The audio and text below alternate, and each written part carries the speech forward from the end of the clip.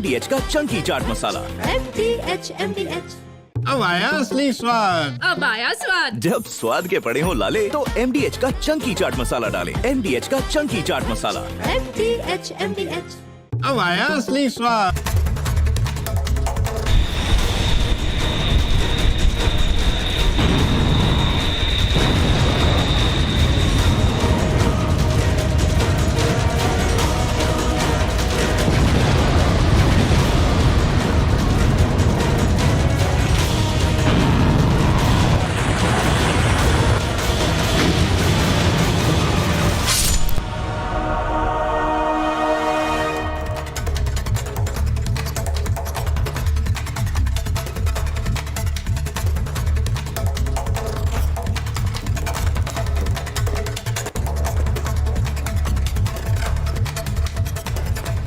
नमस्कार, आपके साथ मैं हूं सुजाता कुकरेती। आप देख रहे हैं अपना फेवरेट शो महाभारत। और महाभारत में आज सवाल सीधे पूछ रही हूं, क्या ईरान ने परमाणु बम बना लिया है? जी हां, क्या ईरान ने परमाणु बम बना लिया है? इसलिए कह रही हूं क्योंकि अमेरिका ईरान पर हमला करने के लिए आमादा है। अमेरिका का कहना है कि वो इस पूरी जंग में क्या कूद सकता है। अमेरिका ने जिस तरह की धमकी दी है उसके बाद यही लग रहा है कि अमेरिका इस युद्ध में सीधे उतर जाएगा और उसकी वजह है ईरान जो परमाणु बम बना रहा। आज महाभारत में पूछ रही हूं कि क्या ईरान ने वो परमाणु बम बना लिया है। आज सवाल ये, क्योंकि ये तस्वीर सामने आई है, जो तस्वीर आप मेरे पीछे देख रहे हैं, ईरान ने इस तस्वीर को जारी किया जिसमें एक परमाणु बम के मॉडल को सहलाते हुए नजर आ रहा है एक हाथ। अब इस तस्वीर को जरा देख लीजिए, तस्वीर को दिखाइए जरा बड़ा करके। इस तस्वीर के बाद अब कयास ये लग रहे हैं कि क्या ईरान ने परमाणु बम बना लिया है और क्या यही वजह है कि इजराइल के साथ साथ अब अमेरिका भी सीधी धमकी दे रहा है। अमेरिका क्या इस जंग में उतर सकता है? आज सवाल ये, इसीलिए महाभारत में आज सीधे पूछ रही हूं कि क्या जो बात अमेरिका के राष्ट्रपति डोनाल्ड ट्रंप कह रहे हैं वो क्या सच होगी? डोनाल्ड ट्रंप ने कहा है कि या तो सरेंडर करो नहीं तो खात्मा होगा। यानी अमेरिका के राष्ट्रपति ईरान के सर्वोच्च नेता के खात्मे तक की बात कह रहे हैं। उनका सीधा यह कहना है कि सरेंडर नहीं तो खात्मा होगा। अब सवाल यह है कि आपने गद्दाफी को भी देखा, आपने सद्दाम हुसैन को भी देखा, क्या उसी तरह का अंत खमनई का हो सकता है? और इन दोनों ही नेता सद्दाम हुसैन और गद्दाफी के अंत के पीछे अमेरिका था, क्या एक बार फिर से खमनई के अंत के पीछे अमेरिका और डोनाल्ड ट्रंप होंगे? आज सवाल ये पूछ रही हूं, क्या ट्रंप का ऑर्डर मानेगा ईरान? अगर ट्रंप का ऑर्डर ईरान मानता है तो इससे इस पूरे इलाके में, इस पूरे रीजन में एक बार फिर से युद्ध का खात्मा हो सकता है। लेकिन जो संकेत ईरान ने दे दिए हैं उससे नहीं लगता कि ये युद्ध जल्द खत्म होने वाला है। ऐसे में अगर ट्रंप का ऑर्डर नहीं मानता तो क्या अमेरिका सीधे जंग में उतर जाएगा? और क्या सद्दाम और गद्दाफी वाला हाल खमनई का भी होगा? खलीफा सरेंडर नहीं करेंगे तो क्या उनका खात्मा होगा? आज ये सारे सवाल महाभारत में पूछ रही हूं क्योंकि डोनाल्ड ट्रंप ने जो धमकी दी है वो आपको सबसे पहले दिखाती हूं। डोनाल्ड ट्रंप G7 की बैठक छोड़कर आ गए और उन्होंने जो बयान सोशल मीडिया पर दिया उस बयान को उनकी दो टूक और ईरान को धमकी ही माना जाए, क्योंकि वो कह रहे हैं कि बिना शर्त आत्मसमर्पण ईरान को करना ही होगा। वो ये भी कह रहे हैं कि सुप्रीम लीडर जो तथाकथित सुप्रीम लीडर कहीं छिपकर बैठा है, लेकिन वो ये ना समझे कि उनका ठिकाना हमें नहीं पता है। ईरान का सर्वोच्च नेता एक बहुत ही आसान टारगेट है, हमें पता है वो कहां छिपा बैठा है। ये भी कहा कि हमारा धैर्य खत्म हो रहा है और हमारे धैर्य की परीक्षा ना ली जाए। ईरान के आसमान पर अब हमारा कब्जा है, हम जो चाहें जब चाहें कर सकते हैं। ईरान के पास रक्षा के लिए बहुत सारे हथियार हैं, लेकिन अमेरिका के पास जो हथियार हैं उनके सामने सब बेकार हैं। ये सीधी धमकी है, ये सीधी चेतावनी है और इसका सीधा जो असर है वो ईरान पर होगा कि नहीं होगा। आज महाभारत में सवाल यह भी पूछ रही हूं कि ये सब क्या इस वजह से हो रहा है कि ईरान ने परमाणु बम बना लिया है। ये रिपोर्ट पहले देखिए।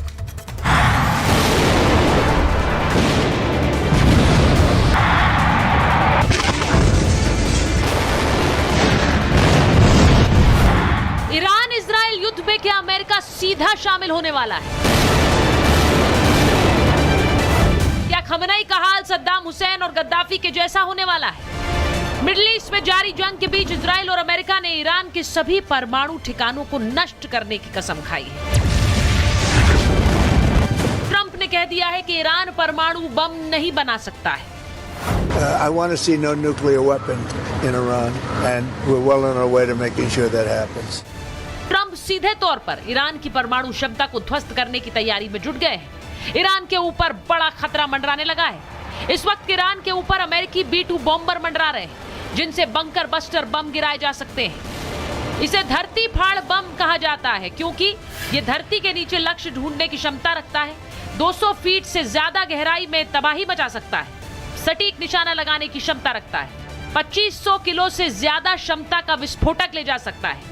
इसे सिर्फ अमेरिकी B-2 बॉम्बर से ही दागा जा सकता है। इसे अमेरिका का सबसे शक्तिशाली गैर परमाणु बम कहते हैं। इस बंकर बस्टर बम से धरती के नीचे विस्फोट होगा तो अमेरिका इसका इस्तेमाल 2 तरीके से कर सकता है। ईरान के सुप्रीम लीडर खमेनी को टारगेट कर सकता है क्योंकि कहा जा रहा है कि उन्हें बंकर में ही छिपाया गया है।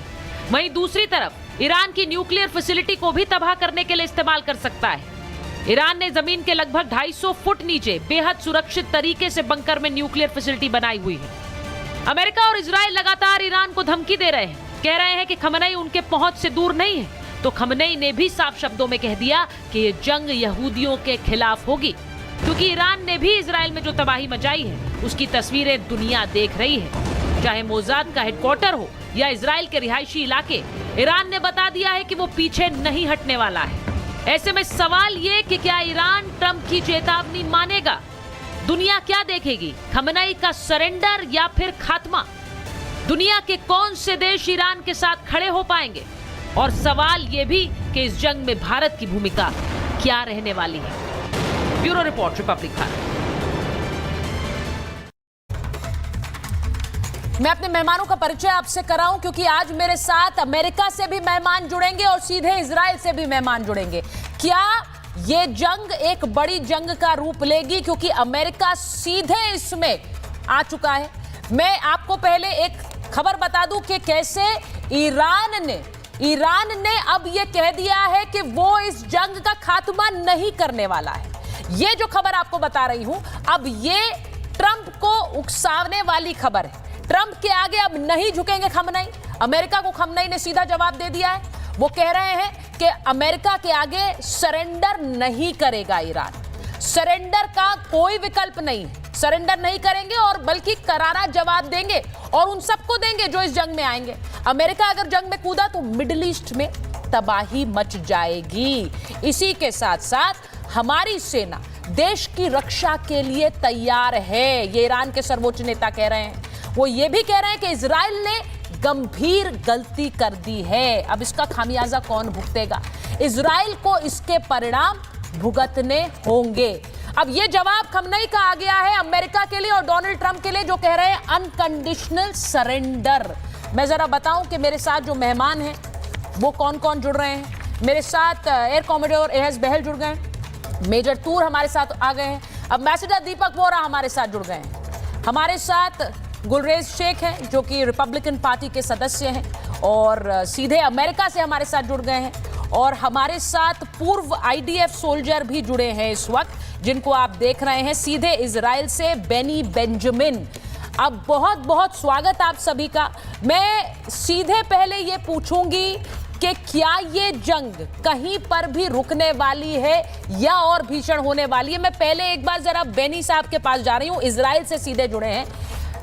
बेनी साहब, मुझे ये बताइए, ये जंग इजराइल की है लेकिन अमेरिका उसी तरह से इस जंग में शामिल हो चुका है। क्या अब खमेनी के ये कहने के बाद, खमेनी कह रहे हैं हम सरेंडर नहीं करेंगे, तो अब क्या होगा? पहली बात, ये जंग इजराइल ने पहले से ही ऐलान किए थी और ये जंग हमारी खाली नहीं है, ये फुल वर्ल्ड की जंग है। बिकॉज इफ हम लोग ये नहीं करते थे तो ये जंग कभी तो भी वो आपको वर्ल्ड को ये करती थी, सरप्राइज करती थी। और ये डेफिनेट है कि वी आर इन द जंग, वी आर इन द, हम लोग अंदर है जंग के अंदर। अभी अमेरिका आएंगी और ना आएंगी हम लोग को नहीं मालूम, ये बड़ा सवाल है। आप ये कह रहे हैं अमेरिका इस जंग में शामिल हो चुका है, America is part of this war? मैं बोला नहीं कि अब अमेरिका जंग में आ चुका है, मैं बोला ये जंग हमारी है, हम लोग ने चालू किया है, हम लोग मालूम है हम लोग काय के लिए किया है। ये न्यूक्लियर वॉर के लिए, न्यूक्लियर बॉम्ब्स के लिए हम लोग नहीं मांगता कि ईरान के पास आएगा। That's all. We don't have any clue if the Americans are coming in or not coming in. Of course, we are supported by America. That we know, and we are thankful to them. But I don't know if they are coming because I am not in that politics, and I don't know how much what is happening in ये after जंग आपकी है, आप कह रहे हैं ये जंग आपकी है। मैं एक बार गुलरेज जी के पास जा रही हूँ, रिपब्लिकन पार्टी के सदस्य हैं, यूएस सेनेट में रिपब्लिकन कैंडिडेट भी हैं 2026 के टेक्सास से। मैं एक बार गुलरेज जी आपसे पूछ रही हूं, डोनाल्ड ट्रंप ने कह दिया अनकंडीशनल सरेंडर, खमनेई कह रहे हैं नो सरेंडर, डोनाल्ड ट्रंप किस हद तक जा सकते हैं? जी पहले तो थैंक यू वेरी मच मुझे अपने शो के लिए इनवाइट करने के लिए। और कैन यू हियर मी? जी जी बिल्कुल गुलरेज जी बोलिए। अच्छा जी, और पहले तो मेरा जो इंडिया में व्यूअर्स हैं उनको good evening and good morning to everybody in the United States. मेरे जो को पैनलिस्ट हैं उनको भी मेरा नमस्कार, और स्पेशली एम्बेसडर वोरा को मेरा नमस्कार, क्योंकि उनके साथ मैं पहले भी पैनल पे आ चुका हूँ रिपब्लिक भारत के। तो देखें, प्रेसिडेंट ट्रंप ने डेडलाइन दी थी और वो उन्होंने अबाइड नहीं की, आप जैसा कि आपको मालूम है ईरान में। और किस हद तक की जहाँ की बात है, ये देखें कि जो इजराइल में पैनलिस्ट बैठे हैं वो बिल्कुल सही कह रहे हैं कि अमेरिका जैसे इंडिया का एक स्ट्रेटेजिक एलाय है, इजराइल का भी स्ट्रेटेजिक एलाय है। और जो रीसेंट स्टेटमेंट आई है हमारे डिफेंस सेक्रेटरी पीट हेग्सेथ की, कि जो वॉरशिप्स इस टाइम पे वहाँ पे अमेरिका के तैनात हैं जी। अब ये देखें कि मिडिल ईस्ट में 40,000 अमेरिकन ट्रूप्स डिप्लॉयड हैं, तो उनकी सेफ्टी के लिए कि उनको कोई पोटेंशियल जो इमिनेंट वहाँ पे थ्रेट होगा उसको एज एन ऑब्जर्वर देख रहा है अमेरिका, तो इसलिए उन्होंने वहाँ पे भेजे हैं। तो अभी हम वॉच कर रहे हैं, और एट द सेम टाइम जो प्रेसिडेंट ट्रंप का जो इसमें इनिशिएटिव है, you know, we support him. नहीं, आप बिल्कुल सही कह रहे हैं। डोनाल्ड ट्रंप, मैंने आपसे पूछा था क्या कर सकते हैं, क्योंकि इम्पोर्टेंट ये है, पूरी दुनिया अभी देख रही है उन्हें, और वो जिस तरह के फैसले ले रहे हैं, कई बार ऐसे फैसले भी उसमें शामिल हैं जिन पे बहुत लोग सरप्राइज रहते हैं, हैरान हो जाते हैं। वो वापस आ गए G7 छोड़कर, और उसके बाद अब उन्होंने ये कह दिया है कि अनकंडीशनल सरेंडर करे ईरान। मैं इस पर जरा बात को आगे बढ़ाऊंगी, लेकिन इस वक्त जो तस्वीर हमारे पास है, मैं जरा बताना चाहती हूँ कि ईरान के आसमान में कैसे सुरक्षित नहीं है ईरान में खमनेई भी और उनके परमाणु भी।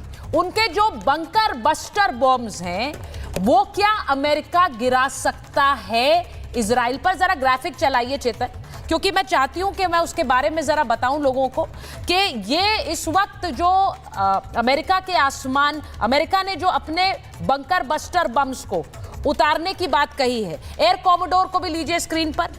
एयर कॉमोडोर बहल, जो अभी तस्वीर हमारे पास आ रही है उसके मुताबिक अमेरिका क्या बंकर बस्टर बॉम्ब्स का इस्तेमाल कर सकता है? मैं उन बंकर बस्टर बॉम्ब्स के बारे में जरा अपने दर्शकों को थोड़ा बताना चाहती हूं कि कैसे ये वो बॉम्ब्स हैं जिन्हें आसमान से गिराकर और नीचे जमीन के अंदर तक ध्वस्त करने की क्षमता है, और अमेरिका ही ऐसा कर सकता है। वो अपने जिस तरह के उसने बॉम्बर्स को ईरान के आसमान में उतार दिया है, उसके बाद कुछ इसी तरह से जो तस्वीर आप देख रहे हैं, इन बॉम्बर्स के जरिए, इन बंकर बस्टर बॉम्ब्स के जरिए जमीन के अंदर तक हमला कर सकता है। और इसका सीधा मतलब ये है कि अगर जमीन के अंदर बंकर में खमनेई छपे हैं, अगर जमीन के अंदर हम जानते हैं परमाणु उनकी जो वो बॉम्ब्स बनाने की तैयारी कर रहे हैं वो भी जमीन के बहुत अंदर है, उन दोनों को ही नष्ट किया जा सकता है। एयर कॉमोडोर बिल्कुल सही कह रहे हैं सुचारिता जी, जय हिंद। जय हिंद सर। मैं ये कहना चाहूंगा, ये 13,600 kg का बॉम्ब है। यानी कि इसके लिए कोई भी फाइटर एयरक्राफ्ट में उतना पेलोड नहीं है जिसको कैरी कर सकता है। Su-57 पास में आता है इसके, लेकिन वो खैर उनका रशिया का जहाज है। और दूसरी चीज आती है कि जो B-2 स्टेल्थ बॉम्बर है वो ही इसको कैरी कर सकता है, और वो बॉम्बर जब इसको कैरी करता है तो उस बॉम्बर के अंदर एक ही ऐसा बॉम्ब आ सकता है। पर ये सुनने में आया है कि B-2 स्टेल्थ बॉम्बर में दो बॉम्ब उन्होंने मॉडिफाई किया किसी तरीके से, 2 बॉम्ब को गिराया जा सकता है। B-2 11,000 किलोमीटर की रेंज रखता है, यानी कि अगर वो डिगो गार्शिया से उड़ता है 3,750 किलोमीटर दूर ईरान है, वहां पे जाके बड़े आराम से ईरान के ऊपर बॉम्ब ड्रॉप करके वापस भी आ सकता है।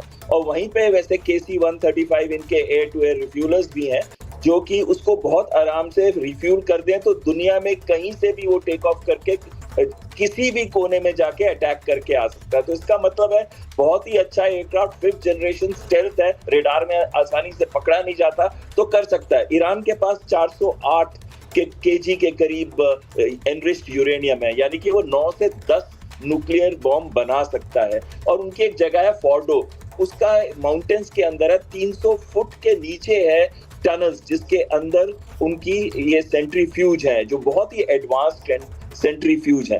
तो ये जब बॉम्ब उसके ऊपर गिरता है तो एक बॉम्ब से वो तबाही नहीं की जा सकती, जो कि एक्सपेक्टेड है कि इन सेंट्रीफ्यूज को डिस्ट्रॉय कर सके। तो उसके लिए इनको मल्टीपल बॉम्ब्स गिराने पड़ेंगे। इसी वजह से 20 के करीब B-2 स्टेल्थ बॉम्बर है यूएस के पास। हर टाइम पे वो 4 से 6 डिप्लॉय करता है डिगो गार्शिया हमारे देश से 2000 किलोमीटर साउथ पे आता है इंडियन ओशन के अंदर। तो कहीं ना कहीं ये वाला जहाज भी नेसेसरी है, ये वाला बॉम्ब भी नेसेसरी है, और ये दोनों चीजें लीज पे नहीं देगा कभी इजराइल को। इसलिए अगर ये वेपन को इस बॉम्ब से डिप्लॉय किया जाता है तो इसका मतलब है कि अमेरिका अब एंटर कर चुका है युद्ध के अंदर। और उसके बाद ही अमेरिकन बेसेस जो 19 के करीब मिलिट्री बेसेस हैं मिडिल ईस्ट में, और 8 मेजर हैं, जैसे सऊदी अरेबिया में सबसे ज्यादा है, UAE, ओमान, कटार, जॉर्डन, ये बाकी एरियाज हैं जहाँ पे इनके सर देखिए, अब बहुत से लोग ये पूछते हैं, एम्बेसडर वोरा यहाँ बैठे हुए हैं, वो जानते हैं डिप्लोमेसी कैसे काम करती है, वो ये भी जानते हैं अलग अलग देशों में किस तरह से सपोर्ट विड्रॉ करने का मैकेनिज्म काम करता है। एम्बेसडर वोरा, हम ये बात कर रहे हैं एयर कॉमोडोर से कि वो बंकर बस्टर बॉम्ब्स को गिरा सकता है क्या अमेरिका, उसमें खमनई भी टारगेट हो सकता है, उसमें न्यूक्लियर फैसिलिटीज भी टारगेट हो सकती हैं। लेकिन मैं आपसे ये पूछूंगी, अमेरिका को बहुत ज्यादा क्रिटिसिज्म इस बात का झेलना पड़ा है अभी तक कई बार कि दूसरों की जंग को अमेरिका ने अपना बना लिया, और बहुत सी जंग, अभी आप सुन रहे थे बेनी बेंजामिन है, एक्स IDF सोल्जर है, वो कह रहे हैं जंग हमारी है, we are grateful to the Americans, लेकिन ये जंग हमारी है। आपको लगता है अमेरिका इस जंग में कूद गया है?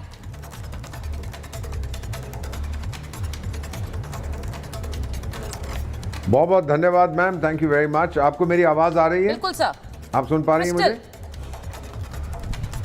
Thank you very much. हमेशा की तरह बहुत बहुत धन्यवाद। और हमारे 2 जो इजरायली मित्र हैं आपके शो पर, उन्हीं को एक ही चीज़ कहना चाहता हूँ, शालोम पिज़्ज़ाकन ले इज़राइल। आप लोगों के ऊपर जो आपातकालीन स्थिति आई है, जो वो ईरान कहता रहता है कि यहूदियों को जीने का अधिकार नहीं है, इजराइल को मैं दुनिया के नक्शे से मिटा दूंगा, नहीं, आपको लड़ना है, आपको मानव अधिकार के लिए लड़ना है, आपको अपने व्यक्तित्व के लिए लड़ना है। अब मैम, ये जो आपने सवाल पूछा है कि अमेरिका हर जगह जंग में क्यों कूद पड़ता है, कौन है उसके पीछे मैम? मिलिट्री इंडस्ट्रियल कॉम्प्लेक्स, ये आप भी जानती हैं, मैं भी जानता हूँ। कर्नल गद्दाफी साहब को आपने ख़त्म कर दिया, क्या हुआ वहाँ पे? तबाही मच गई, उसके बाद 2 पार्टीज बन गई, अमेरिका एक की तरफ आ गया, और जो रिकंस्ट्रक्शन हो रही है, जो तेल वहाँ का जो उसके भंडार पड़े अमेरिका के हाथ में आ गए। दूसरी चीज़, आपने इराक का जिक्र किया, सद्दाम हुसैन साहब चले गए, इराक में भी तबाही मची, उसके बाद अब वहाँ रिकंस्ट्रक्शन का काम चल रहा है, उनकी ऑयल फील्ड्स अमेरिका के पास आ गई हैं, पैसा वहाँ भी बनाया जा रहा है। It's a game of money basically. America की जो आलोचना है, डजंट केयर मैम, दुनिया का सबसे शक्तिशाली देश है, सबसे अमीर देश है। एक चीज़ होती है मोरालिटी, यानी आप नैतिक मामलों पर बात करें, और दूसरा होता है रियलिटी। रियलिटी में आप ये देखते हैं कि क्या मेरी ताकत है, मैं क्या करना चाहता हूँ। अमेरिका ने कभी इस बात को नहीं छिपाया है कि मैं दुनिया की अव्वल शक्ति हूँ, और अगर कोई मुझे आंख दिखा के मेरी जगह लेना चाहता है, सोवियत संघ तो चला गया, अगर चीन मेरी जगह लेना चाहता है तो मैं बहुत झापड़ मारूंगा इसको। इसीलिए चीन उसका नंबर 1 दुश्मन है। हम लोग देश को, भारत को विकास की तरफ ले जाना चाहते हैं, हम ये नहीं कहते कि हम अमेरिका की जगह लेना चाहते। तो डिप्लोमेसी में मैम कई बार क्या होता है, खामोश रहना बहुत ज़रूरी होता है। इनफैक्ट साइलेंस हम कहते हैं, which speaks louder than words, शब्दों से कहीं ज़्यादा उसका असर होता है। And we are masters of diplomacy. तो हम किसी की आलोचना नहीं करेंगे, किसी का समर्थन नहीं करेंगे, पर ये बिल्कुल सही है कि अमेरिका बार बार कूद जाता है। आपको तो ये पता है कि कनाडा छोड़ के भी डोनाल्ड ट्रंप साहब चले गए थे कि बहुत कोई बड़ी बात होने वाली है। फिर पीएम साहब से, नरेंद्र मोदी से बात की और बोला आप कनाडा से अमेरिका होते जाएंगे। बोला नहीं, मैंने पहले क्रोएशिया को कमिटमेंट किया, मैं वहाँ जा रहा हूँ, आप क्वाड समिट के लिए दिल्ली में आइएगा, तब बातचीत होगी। तो इसके बहुत अपने मायने होते हैं। अमेरिका सर्टनली, उन्होंने सैटेलाइट इंफॉर्मेशन दी है, इंटेलिजेंस दी है, वो जंग में कूद चुका है। अगर उसने वो जंग में कूद चुका है, मैं यही बात कह रही थी, क्योंकि बेनी साहब यहाँ पर बोल रहे हैं कि दिस इज ये जंग हमारी है। देखिए इजराइल के लिए क्या है, इजराइल आज से नहीं दशकों से, आप कितनी बार बताते हैं एम्बेसडर वोरा, ये जंग लड़ता आया है, वो जानता है वो किस तरह से गिरा हुआ है। और मैं एक बार मैं ये बता दूं, मेजर तूर मैं आपके पास आ रही हूं, लेकिन मैं जरा ये बताना चाहती हूं कि खमनई के ठिकानों में बमबारी कर रहा है आईडीएफ। ये खबर हमारे पास आ रही है। तेहरान में आईडीएफ को जहां लगता है खमनई छुपे हो सकते हैं, वहां पर बमबारी कर रहा है। अब आप देखिए इसका असर पूरी दुनिया पर होने वाला है। खमनई को निकालकर उसके खात्मे का प्लान बनाया है आईडीएफ ने, इजराइल की सेना ने। अमेरिका ने कह दिया अनकंडीशनल सरेंडर हो। और अब खबर ये आ रही है, जहां खमनई के छिपे होने की खबर है, वहीं पर बमबारी जारी है। ये बड़ा इंपॉर्टेंट है, इसे समझिए। मैंने आपको अभी थोड़ी देर पहले बंकर बस्टर बम्स के बारे में बताया, यानी वो बम्स जो कि बंकर के अंदर जाके जमीन की तह पार करके नीचे तक कैसे विध्वंस मचा सकते हैं, उनका इस्तेमाल अमेरिका कर सकता है ईरान में। और क्या वही हो रहा है? क्योंकि खबर यही है ये कि जहां खमनई के छिपे होने की खबर है, वहां पर बमबारी कर रहा है। अब मैं ये मेजर तूर आपसे पूछूंगी, क्या अमेरिका हेजिटेट करेगा? क्योंकि यहां इजराइल बमबारी कर रहा है, हम जानते हैं। अमेरिका क्या इन बॉम्ब्स को चलाने से पहले सोचेगा? क्योंकि जो धमकी आई G7 को छोड़ के आना, मुझे नहीं लग रहा है कि डोनाल्ड ट्रंप पीछे जाने वाले। देखें सुचारिता, हम सब ने देखा सीरिया के साथ क्या हुआ, और हमें यह भी पता है कि गाजा के खात्मे के बाद डोनाल्ड ट्रंप की क्या क्या प्रतिक्रिया और स्टेटमेंट्स रही हैं। अब मैं इन्फेंट्री से ताल्लुक रखता हूं, एंड जब तक आर्मी के सोल्जर ऑन ग्राउंड नहीं उतरेंगे, ये जंग ऐसे नहीं जीती जाएगी। अगर आपको लगता है कि आप कुछ बंकर बस्टर बॉम्ब गिरा के अगर आपने आयतुल्लाह खमेनी को मार भी दिया, तो उसका आगे सक्सेसर भी तो होगा। आपने चलो सक्सेसर को भी मार दिया, उसके बाद का क्या प्लान है? और नेक्स्ट जो कह रहे हैं कि शाह के जो बेटे हैं, उनका कितना सपोर्ट है आज की तारीख में ईरान में, कितने लोग उनको सपोर्ट करते हैं, उनका कितना कनेक्शन है ईरान के साथ, क्योंकि वो तो पूरी उम्र यूएस में रहे हैं। तो देखिए, हमें प्रैक्टिकलिटी को मन में लाना पड़ेगा। It is war, and Israel ने बिल्कुल सही बात बोली है कि उसकी लड़ाई ईरान के लीडरशिप के साथ है, और जब तक ये पूरी लीडरशिप वाइप आउट नहीं होती है, और जब तक आर्मी के ट्रूप्स ऑन ग्राउंड नहीं पहुंचेंगे, आप जितने मर्जी दावे कर लीजिए, हम जितना मर्जी स्पेकुलेशन कर लें, कोई ठोस रिजल्ट इन बातों का नहीं आने वाला है। एंड जहां तक देखिए, ईरान एक ऐसा मुल्क है जिसने हमास को सपोर्ट किया, जिसने हिजबुल्लाह को सपोर्ट किया, जिसने हुतीज को सपोर्ट किया। अब लाखों हुती भी उतरने वाले हैं।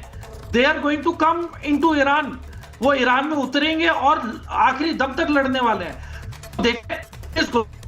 और जब मैं इस वक्त की बहुत बड़ी खबर है, उस पर जरा फोकस करना चाह रही हूं। एम्बेसडर वोरा, एयर कॉमोडोर, ये जो खबर आ रही है हमारे पास कि वहां पर बम गिराया जा रहा है जहां पर वहां बम गिराया जा रहा है जहां पर खमनेई के छुपे होने की खबर है। ये बहुत बहुत इंपॉर्टेंट है।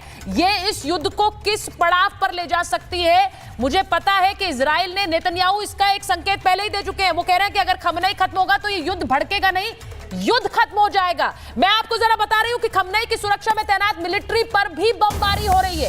हम जानते हैं कि IRGC जो ईरान की रेवोल्यूशनरी गार्ड कोर है वो सीधे सीधे खमनेई को सुरक्षा देती है।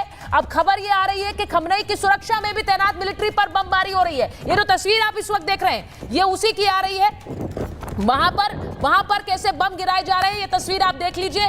जो खमनेई की सुरक्षा जहां उन्हें दी जा रही है, जहां पर कहा जा रहा है कि उनको सुरक्षा देने वाली फोर्स तैनात है, उस पर बम गिराए जा रहे हैं। इजराइल को लगता है ये वही लोकेशन है जहां पर खमनेई छुपे हुए हैं और इसीलिए वहां पर बमबारी हो रही है। IDF कह रही है हमने उन्हीं को टारगेट किया है। ये बहुत बहुत इंपॉर्टेंट है। मैं इसीलिए इस पर एक बार जरा बेनी जी को स्क्रीन पर ले लीजिए। मैं चाहती हूं कि जरा आप इजराइल से लाइव दिखाइए क्योंकि हमारे साथ बेनी जी हैं, एक IDF सोल्जर हैं। बेनी जी, आपको लग रहा है, मैं आपसे पूछूंगी, आपकी फोर्स, इजराइल की सेना खमनेई को टारगेट करने से पहले 2 बार नहीं सोचेगी? फर्स्ट ऑफ ऑल इसराइल ने अभी तक बोला नहीं है। मैं न्यूज पर भी हूँ। क्या हम लोग ने खमनेई को मारा है, क्या खमनेई को एम किया है? हाँ, खमनेई तेहरान में, खमनेई तेहरान में नहीं है, इज आउटसाइड तेहरान। एंड हम लोग का जो अभी ये हो रहा है, बॉम्बिंग हो रहा है, वो तेहरान में हो रहा है और बेसिस पर हो रहा है। सब उन लोग के बेस जो है वो तेहरान में है, तो उधर हो रहा है। खमनेई को अभी तक हम लोग हाथ भी नहीं लगाएंगे और हम लोग का विचार भी नहीं है उन लोग को हाथ लगाने का। खमनेई को हाथ लगाना था तो पहले ही दिन मारते थे उसको। हम लोग को खमनेई को मारना ही नहीं, बिल्कुल। हम लोग को ये पॉलिटिकल इंटरफेरेंस करना ही नहीं है। हम लोग को खाली एक ही चीज मांगता है, जो अमेरिका ने उन लोग को 60 दिन दिया था, 60 डेज दे गिव देम। वो 60 दिन में उन लोग ने एक साइन करते थे अमेरिका के साथ, कुछ भी नहीं होता था। ये होता था ही नहीं। अमेरिका हम लोग को करने को भी नहीं देते थे। ये I think as per my opinion, जो नेतन्याहू है और जो अपने प्रेसिडेंट ट्रम्प है, उनके साथ कुछ बातचीत हुई थी और उन लोग ने विचार किया था कि 60 डेज देंगे, 61 डेज यू कैन अटैक। और यही मेरे को लगता है हो गया है और दूसरा कुछ नहीं, कुछ प्री प्लान नहीं है, कुछ नहीं है। The plan was actually to sit on the table, to use the pen and not the bombs and to sign. That's all. Nothing else. एक बार आप जो बात कह रहे हैं, मैं एक बार एयर कमांडर आपसे पूछ रही हूँ, आपको लगता है इजराइल की मिलिट्री कैपेबिलिटी उस तरह की है कि अगर वो चाहें तो वो खमनेई को टारगेट कर सकते हैं? यहाँ बेनी साहब कह रहे हैं हमारा टारगेट खमनेई है ही नहीं, अगर हम चाहते तो बहुत पहले मार गिराते। देखिए, बिल्कुल सही कह रहे हैं आप, वो कर सकते हैं। अगर उन्होंने हानिए को ईरान के अंदर जाके मारा, नसरुल्लाह को मारा और बड़े बड़े सुलेमानी को पहले मार चुके हैं और अभी तो 20 से ऊपर military leader, chief of staff, उनका IRGC के जो कमांडर है, सबको मार चुके हैं। खुमैनी अगर छुपा भी हुआ है बंकर्स के अंदर, अभी इजराइल के पास वो वाले बंकर बस्टिंग बॉम्ब है जो लाइट बॉम्ब्स हैं, उसको GBU-28 कहते हैं। तो उनकी वो क्षमता नहीं है जो GBU-57 की है, क्योंकि 200 फुट तक नहीं जा सकते वो, लेकिन थोड़ा हिस्सा वो जा सकते हैं पेनिट्रेट करके। तो अगर बंकर्स में है तो बंकर में वो अटैक कर सकते हैं और यही अटैक शायद चल भी रहे होंगे जो आपका चैनल दिखा रहा है। लेकिन एक महत्वपूर्ण चीज जो आती है वो ये आती है कि डे आफ्टर पे आप क्या करोगे। देखिए, ट्रम्प साहब सोचते हैं कुछ, करते हैं कुछ, होता है कुछ, और फिर उसका जो रिजल्ट आता है वो कुछ और ही होता है। तो कहीं ना कहीं जितना भी उनकी कोई प्रेडिक्टेबिलिटी नहीं है और जो भी उन्होंने बोला है वो उससे वापस, तभी अमेरिका में कहते हैं ट्रम्प ऑलवेज चिकन्स आउट। तो कहीं ना कहीं ये इश्यूज को अगर हम साथ में देखें और वो ये कह रहे हैं कि वो टारगेट करेंगे खुमैनी को, तो उसके बाद का सोचा है उन्होंने? मुझे 30 सेकंड्स दीजिएगा, मुझे उसके बाद का सोचा है क्या उन्होंने सोचा है कि मुश्ताबा को भी मारेंगे, क्या सादिक लारीनी को भी मारेंगे, क्या रेजा को डालने का वहां पहलावी, जिसका कोई लिंक नहीं है इस समय, 17 साल के थे जब वो गए थे अमेरिका। और उसके बाद एक चीज है, जो प्रेसिडेंट मसूद है वहां पे, जो कि इलेक्टेड है, जिनका कोई भी नाम नहीं आया अभी तक, उनको क्यों नहीं प्रॉप अप करता है अमेरिका? एक्चुअली वो मॉडरेट है और उनके बहुत अच्छे लिंक्स है पश्चिमी देशों के साथ में उन्होंने अपनी कैबिनेट में वो लोग रखे हैं जो पश्चिमी देशों के ओरिएंटेड हैं और इकोनॉमिक रिफॉर्म पे बिलीव करते हैं। तो कहीं ना, और कॉमोडोर, जो आप बात कह रहे हैं कि ट्रंप जो थोड़े अनप्रिडिक्टेबल हैं, और इसकी चर्चा हमने कई बार की है, गुलरेज जी यहाँ बैठे हुए हैं, मैं उनसे पूछूंगी, क्योंकि ट्रंप क्या फैसला लेंगे किसी को नहीं पता होता है। लेकिन मैं एक बार जरा ये जरूर बताना चाहती हूँ कि इस पूरी लड़ाई में वो 57 मुस्लिम देश कहाँ हैं जिनका जिक्र हम बार बार कहते हैं, और जिनका जिक्र पाकिस्तान तो कई बार कहता है मुस्लिम ब्रदरहुड के नाम पर, यूनिटी के नाम पर। वो सब देश कहां चले गए हैं? 57 मुस्लिम देश, फिर भी ईरान अकेला है। सऊदी और यूएई खुलकर इजराइल का साथ दे रहे हैं, ये आप जानते हैं। सऊदी अरब इजराइल के साथ, जॉर्डन भी इजराइल की मदद कर रहा है। ऐसे में बाकी देशों की अगर मैं बात करूं, ओमान, कतर, बहरीन, यहां इन देशों में अमेरिका के मिलिट्री बेसेस हैं। तो आप समझ जाइए, अमेरिका के मिलिट्री बेसेस होने का मतलब ये अमेरिका के साथ हैं। इसी के साथ इराक, सीरिया, लेबनान, इन देशों ने पहले ही अमेरिका के सामने घुटने टेक दिए हैं। तो अब कौन बचा? अब तुर्की है। तुर्की के साथ अमेरिका के जिस तरह के व्यापारिक रिश्ते हैं, वो उन्हें क्या खराब करना चाहेगा, इसीलिए वो चुप है। वो निंदा जरूर कर रहा है, लेकिन क्या निंदा से आगे करेगा? और पाकिस्तान जैसा देश जो कि मदद की बात कहकर यू टर्न ले चुका है, कह रहा है कि हमने तो कोई न्यूक्लियर बम गिराने की बात नहीं की। आपको याद होगा कि कैसे ईरान ने कहा था कि पाकिस्तान हमारी मदद के लिए आएगा, लेकिन पाकिस्तान ने उस पर यू टर्न ले लिया। तो इन सब परिस्थितियों में एम्बेसडर वोरा, मैं आपसे पूछ रही हूं, कौन सा देश मदद करेगा ईरान की? क्योंकि ईरान ये कहना चाह रहा है कि यहूदियों के खिलाफ लड़ाई है, मुस्लिम देश साथ आए।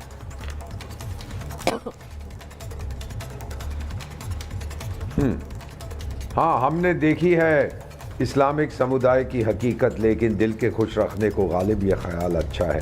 वो किसी चीज़ पर तो अग्री नहीं कर पाते। यासिर अराफात का मैंने लेक्चर सुना था, ma'am give me a minute, जब मैं सॉर्बोन फ्रांस में पढ़ता था। PLO के लीडर बोले जब तक इजराइल है हम इकट्ठे होकर उनसे लड़ेंगे। मान लीजिए कल इजराइल किसी और जगह पे जाके बस जाता है, हम एक दूसरे को ठोकेंगे, क्योंकि हम लोग आपस में we can not get along. तो ये इस्लामिक समुदाय की जो ये नौटंकी करते रहते हैं, कुछ नहीं है इसमें मैम, कोई नहीं खड़ा ईरान। पहली बात तो यह है, Iran is not a middle eastern country. Iran अरब देश नहीं है। ईरान तो 1500-2000 किलोमीटर दूर बैठा हुआ है। उसको क्या तकलीफ हो रही है? कभी इजराइल ने कहा है कि ईरानियन लोगों को जीने का अधिकार नहीं है? जो ईरान की सरकार कहती रहती है कि यहूदियों को जीने का अधिकार नहीं है, दुनिया से मिटा दो इस देश को, किस बात के लिए? वो ये है मैम कि बेगानी शादी में अब्दुल्ला दीवाना। मेरा मानना है कि जितने अरब देश हैं जिन्होंने दोस्ती कर ली थी इजराइल के साथ, इब्राहिमी अकॉर्ड लीजिए, कैंप डेविड, जो भी था जिन्होंने दोस्ती की, वो मान गए हैं कि इजराइल के साथ दोस्ती करना अनिवार्य है, हमारे हित में है। लेकिन ईरान जो है, वो जो बहुत दूर है उस इलाके से, वो डटा हुआ है कि पता नहीं क्या उसको तकलीफ़ है कि मुझे ये करना है इजराइल को, ये वो।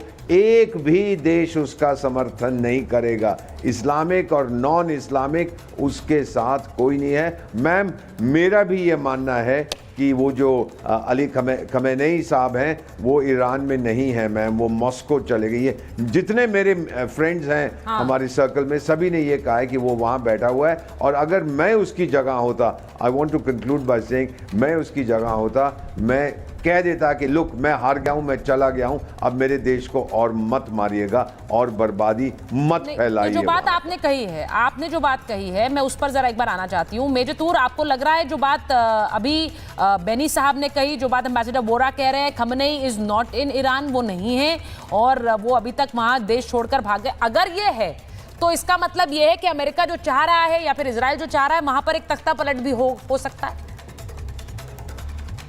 देखिए सुचारिता, अगर वहां पे अगर खमेनी नहीं भी हैं तो एक जायज सी बात है कि वो इतना बड़ा रिस्क नहीं लेंगे, क्योंकि अगर वो ईरान की धरती छोड़ के चले गए तो मुद्दा ही मारा गया। फिर तो ये बैठी बिठाई जंग बिना किसी ज्यादा देर तक तो चलेगी नहीं। फिर मुझे लगता है कि कुछ एयर बॉम्बिंग्स होके मामला खत्म फिर। बट मैं दोबारा वही दोहरा रहा हूं, सक्सेसर कौन आएगा ओपन में? Who will be the next successor? क्योंकि अगर सक्सेसर खमेनी ने घोषित कर दिया तो वो भी मारा जाएगा in a matter of hours, may be in a matter of days. तो ये देखिए बहुत संजीदा मामला है। अगर खमेनी ईरान में नहीं है, that means he has secured the command. वो अपने ऑर्डर्स को बरकरार रखेंगे और किसी थर्ड कंट्री में बैठ के, वो चाइना भी हो सकता है, उत्तर कोरिया भी हो सकता है, रूस भी हो सकता है, वहां पे तो अमेरिका पहुंचने से रहा नहीं, और वहां से जो आदेश आएंगे वो ईरान में मरते दम तक उसका आदेश का पालन किया जाएगा, और तख्ता पलट तब तक नहीं हो सकता जब तक वेस्टर्न कंट्री की कोई फौज वहां ऑन ग्राउंड ना उतरे। अच्छा, ये बात हमारे दो मेहमान बोल रहे हैं। मेजर तूर भी कह रहे हैं कि वहां पर फोर्सेस ऑन ग्राउंड होना बहुत जरूरी है। अब ये इंपॉर्टेंट है क्या, और इसीलिए मैं पूछ रही हूं कि क्या डोनाल्ड ट्रंप इतना बड़ा फैसला लेंगे कि वहां पर अपनी अमेरिकन फोर्सेस को भेजें? गुर्रेज साहब, आपसे पूछ रही हूं, क्या डोनाल्ड ट्रंप ये फैसला ले सकते हैं कि वो फोर्सेस को भेजें? बहुत बड़ा फैसला होगा, क्योंकि उन्होंने कल जो ट्वीट भी किया है उसमें उन्होंने कहा कि हम सुप्रीम लीडर को ढूंढकर खत्म कर सकते हैं, लेकिन हम नहीं कर रहे क्योंकि हमें चिंता है सिविलियंस की और अमेरिकन सोल्जर्स की।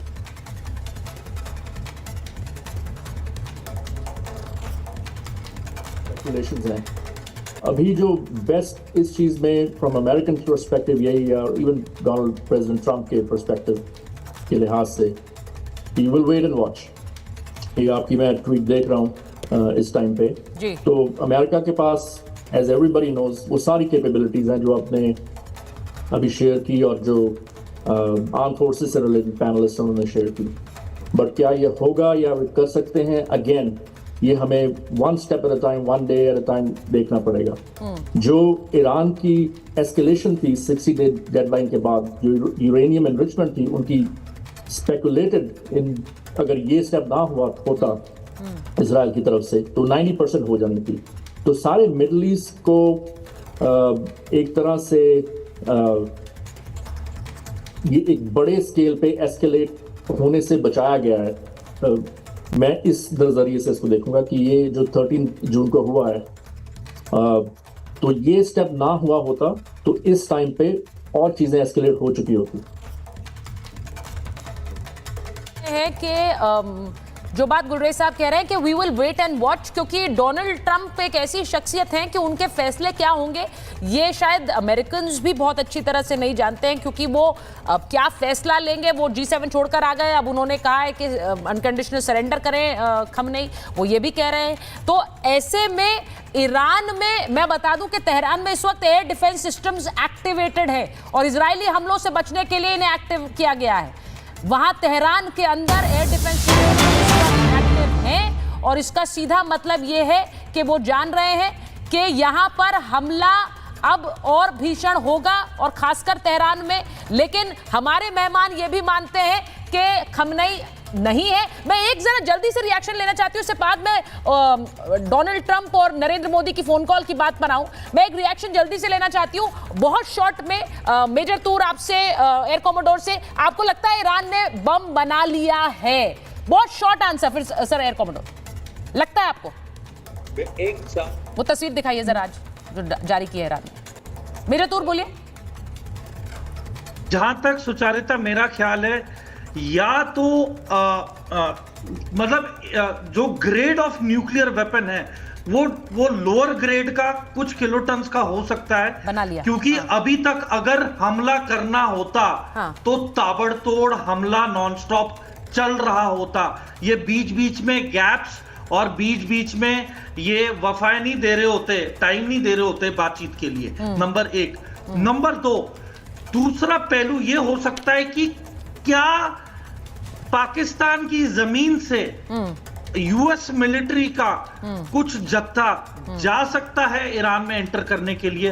ये एक बहुत इंपॉर्टेंट चीज है जिसको किसी ने छुआ नहीं है इसको। नहीं, ये मेरा नहीं, ये इस बात पर मैं आने वाली हूं मेजर तूर, मैं इसी बात पर आने वाली हूं। डोनाल्ड ट्रंप और आसिम मुनीर की मुलाकात, लंच टॉक, बिल्कुल, इसका मतलब क्या है? ये बहुत इंपॉर्टेंट है। मैं उसी पर आ रही हूं जी, एग्जैक्टली, क्योंकि लंच पर इनवाइट करना, क्या बात कर रहा है आसिम मुनीर से डोनाल्ड ट्रंप, ये बहुत इंपॉर्टेंट है। मैं एक बार जरा जल्दी से बताती हूं कि प्रधानमंत्री नरेंद्र मोदी और डोनाल्ड ट्रंप के बीच एक 35 मिनट की फोन कॉल हुई है, 35 मिनट की कॉल। और इस कॉल में प्रधानमंत्री ने सीधे कह दिया मध्यस्थता जैसी कोई बात हमें मंजूर नहीं है, व्यापार को लेकर कोई दबाव हम नहीं सहेंगे, आतंक के खिलाफ ऑपरेशन सिंदूर जारी रहेगा, आतंकी हमले को युद्ध की तरह समझेंगे। ये दो टूक माना जा रहा है डोनाल्ड ट्रंप को, प्रधानमंत्री का। अचानक यूएस से आने का निमंत्रण उन्होंने नामंजूर कर दिया, क्योंकि उन्हें निमंत्रण मिला था कि वो अमेरिका आ जाए जाने से पहले। ट्रंप के आग्रह पर ही बातचीत को वो तैयार हुए हैं। अब इसको लेकर सियासत जारी है भारत में। लेकिन मैं एक बार बताऊं कि प्रधानमंत्री का ये दो टूक कहना डोनाल्ड ट्रंप को ऐसे समय में, और डोनाल्ड ट्रंप के आग्रह पर यह बातचीत हुई है, डोनाल्ड ट्रंप के लिए इस वक्त इंपॉर्टेंट कौन है? इंडिया बहुत बहुत इंपॉर्टेंट है, लेकिन क्या उतना ही इंपॉर्टेंट इस वक्त पाकिस्तान है? क्यों है वो जरा आपको बताना चाहती हूं। क्योंकि आसिम मुनीर के साथ एक लंच बैठक, ट्रंप और मुनीर की मुलाकात होने वाली है, और आसिम मुनीर, ट्रंप ने उन्हें लंच पर बुलाया है। और इसी के साथ साथ जो पाकिस्तान कर्ज और आर्थिक संकट से जूझ रहा है, इसी के साथ एक राजनीतिक अस्थिरता है, उससे भी जूझ रहा है। पाकिस्तान का क्या इस्तेमाल ईरान के खिलाफ करना चाह रहे हैं डोनाल्ड ट्रंप, जो बात अभी टूर साहब कह रहे थे। इजराइल ईरान युद्ध में क्या अमेरिका के लिए पाकिस्तान बहुत जरूरी है? क्योंकि पाकिस्तान और ईरान के बीच तकरीबन 1000 किलोमीटर का एक बॉर्डर है। कॉमोडोर साहब, आपसे पूछ रही हूं, इस वक्त बहुत जरूरी है ईरान इजराइल युद्ध में पाकिस्तान ट्रंप के लिए? बिल्कुल सही कह रहे हैं आप। अगर 1000 किलोमीटर का बॉर्डर है, ज्यादातर बलूचिस्तान के साइड पे आता है वो, और आपको याद होगा जनवरी में दोनों के बीच में कुछ मिसाइल फायरिंग भी हुई थी। लेकिन साथ में जनवरी 2024 की बात कर रहा हूं मैं, दोनों के बीच में, ईरान और पाकिस्तान के बीच में। लेकिन जो महत्वपूर्ण चीज ये आती है कि क्यों गए हैं, इसलिए गए हैं क्योंकि 4 के करीब बेसिस अफगानिस्तान के अगेंस्ट यूज करते थे अमेरिका, लीज पे लिए थे उन्होंने। और अब भी अगर कोई भी एक्शन उनको ईरान में लेना है तो उनको ये 1000 किलोमीटर का बॉर्डर चाहिए होगा, जहां पे जो भी बेसेस है पाकिस्तान के, उनको भी इस्तेमाल कर सकते हैं। पाकिस्तान का एयर स्पेस को इस्तेमाल करना होगा।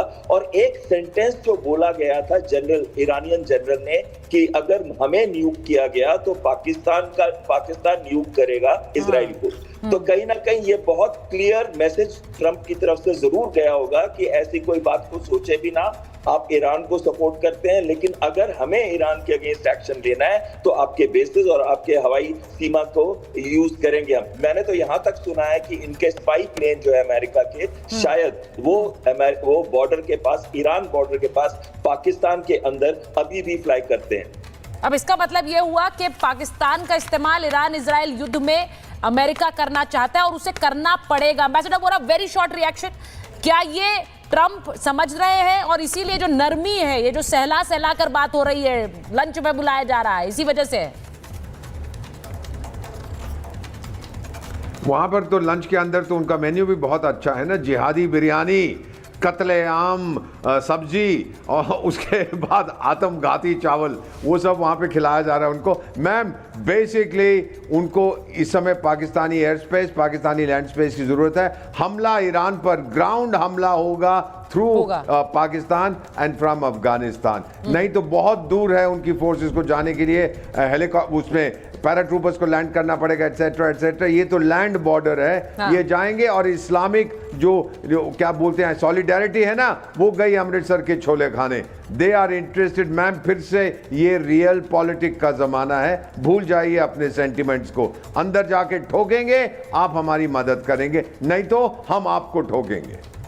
बिल्कुल एम्बेसडर वोरा, जो बात आप कह रहे हैं, मुझे लगता है इसी के साथ मैं अंत करना चाहती हूं, क्योंकि यहां पर इस वक्त जो भी जियोपॉलिटिक्स दिख रही है, वो सीधे सीधे अमेरिका की जो जियोपॉलिटिक्स भी है, वो भी इसी से बात से प्रेरित है कि एक युद्ध इस वक्त ईरान और इजराइल के बीच चल रहा है। अमेरिका भले ही कहे कि अभी हम इस युद्ध में शामिल नहीं हुए हैं, लेकिन उसने अपने सारे पत्ते अभी खोले नहीं हैं। बहुत बहुत धन्यवाद आप सबका महाभारत में जुड़ने के लिए।